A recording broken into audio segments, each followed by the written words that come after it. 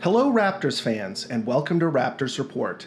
Today we're going to be examining something that I've been thinking about quite a bit ever since the NBA started discussing resuming the season.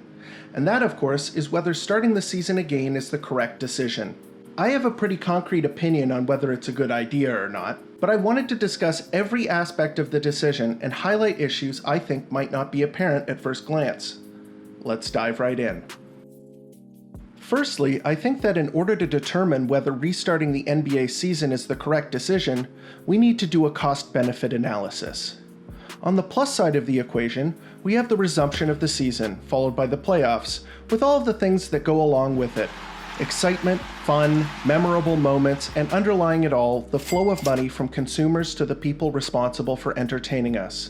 The players, and to a lesser extent, everyone else involved with the NBA. On the don't restart the season side of the equation, we have undoubtedly two of the biggest issues we have faced in our collective lifetimes. COVID-19 is the most impactful event that I have ever experienced, and the massive international public movement to rectify racial inequality, economic inequality, and injustice is undoubtedly close to, if not more important than that.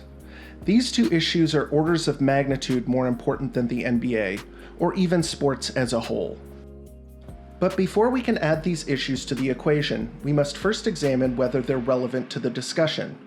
The first issue, COVID, certainly seems to be. COVID-19 as a disease has infected over 10 million people worldwide and has killed over 500,000, with a huge percentage of those coming in the United States.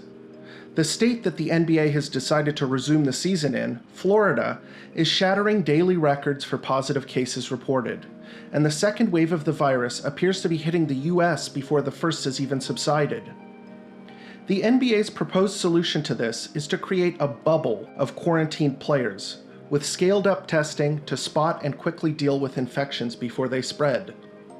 Of the four major North American sports leagues, I think that the NBA is by far the most competent, and if anyone could successfully pull this off, I would expect it to be them. With all of that said, the downside risk associated with this is incredibly high. There are reports that even in some asymptomatic, recovered COVID-19 patients, there has been significant lung damage and scarring. It goes without saying that athletes rely on healthy, functioning lungs to not only compete and earn money, but also live lives as healthy human beings. An outbreak of COVID-19 in this closed atmosphere could be absolutely devastating. With the downside being so extreme, even a cautious approach may not be enough. The other pressing issue facing the NBA's return is the mass movement for racial equality currently sweeping the world, otherwise known as Black Lives Matter. Seismic shifts to the political landscape are occurring underneath our feet, with new developments happening virtually every day. But the question as to whether the NBA resuming negatively impacts this movement is a little less straightforward. On one side, the NBA promises to make Black Lives Matter and other movements associated with racial inequality a major part of the branding for the resumed season and playoffs. But on the other, there is the possibility that the NBA's return could distract from the overall movement.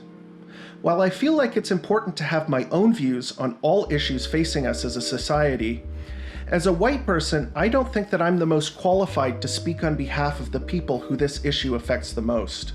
There are many talented, diverse voices covering the Raptors that have discussed the issue of race and its intersection with the NBA, and have done so with a perspective that is far more complete and nuanced than I could hope to give myself.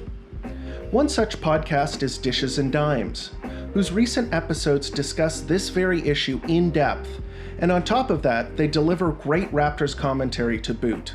Links are in the description, and I highly recommend checking them out.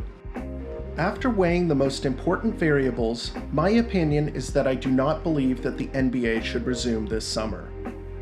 With that said, it appears at this point that it will resume, and although I feel it is a mistake, I will continue to cover the NBA and the Raptors, and I'll still be excited, have fun, and enjoy watching basketball. I also think that it would be a mistake not to talk about some of the reasons for resuming the season, because while I don't think that they outweigh the reasons not to, I believe they deserve to be discussed all the same. The first reason in favor of returning is money. Money is inarguably the biggest reason why we are seeing the NBA decide to resume the season. And while that may seem like a motivation based on greed, I think a deeper look is required. Ultimately, it is the player's choice to resume the season or not, and opinions within the NBA community are divided between restarting and canceling it entirely, with some reports saying that 30% of the players want the season canceled. Of those players, two of the most noteworthy are Dwight Howard and Kyrie Irving. While I agree with these players regarding restarting, it is important to understand that Kyrie has earned $94 million so far in his career, and is set to earn $134 million more over the rest of his contract. Likewise, in his career, Dwight has earned nearly $250 million. Both Dwight and Kyrie have earned and will continue to earn generational wealth on a scale that puts them into rarefied air, not only among the general population, but also among NBA players. This is not a condemnation of these players, or a comment on the amount of money sports stars make, but simply to say that out of the players who stand to lose money, Dwight and Kyrie are among the least affected by the season not resuming. I don't doubt Kyrie and Dwight's commitment to creating change, and I admire their stance, but for the majority of the 450 plus NBA players, the season resuming or not affects their earning potential immensely. NBA journeyman and former Raptor Ed Davis said as much recently, when he talked about the effect NBA money has on not only the players, but black communities as well. He also mentioned support for starting the season was high among rank-and-file NBA players. For players who are trying to get their first big payday, or guys at the end of their career looking for their last, they might see resuming the season as worth the risk. The biggest reason driving this is the CBA. The current CBA, by all estimations, will be the financial high watermark for the NBA for the foreseeable future. Notwithstanding the disastrous effect COVID-19 has had and will have on the world economy, the NBA also has to factor in the recent controversy with Daryl Morey in Hong Kong, which cut earning projections and growth in China. The NBA is also desperate to show TV networks that their product is worth the money that they're paying, and a resumed NBA season would certainly be one way of showing them. What all this means is that the next CBA projects to be much smaller than the current one, which means that any disruption, like, say, canceling the season, or even a lockout could be devastating to the earning potential of NBA players. While I'm a lot less concerned with the owners/governors in this situation, it goes without saying that the NBA resuming would help their bottom line as well. The next point is the entertainment factor of the NBA. This point I think deserves a lot less consideration than the one about money. I love the Raptors. Basketball is the most thrilling sport on the planet, and the NBA has become a huge part of my and my family's life. That said, when factoring in human lives, all of those things seem inconsequential by comparison. I've heard people saying that restarting the season is justified by the relief many will get from the familiar pleasure of NBA basketball. And again, comparing the pleasure that I gain from watching basketball to the value of a human life is absurd. They're not in the same ballpark.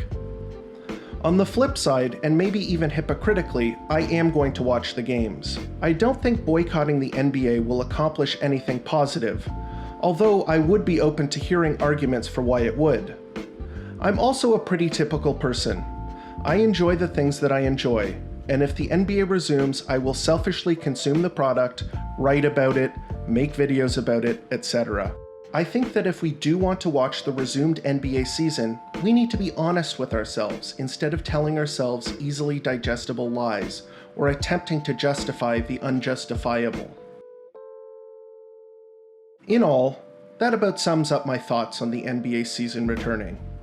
This is probably the most difficult topic that I've had to discuss in this channel's brief history.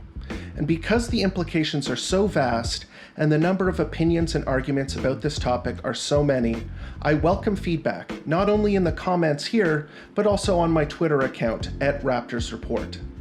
Lastly, thanks again for tuning into Raptors Report, your source for in-depth Raptors content.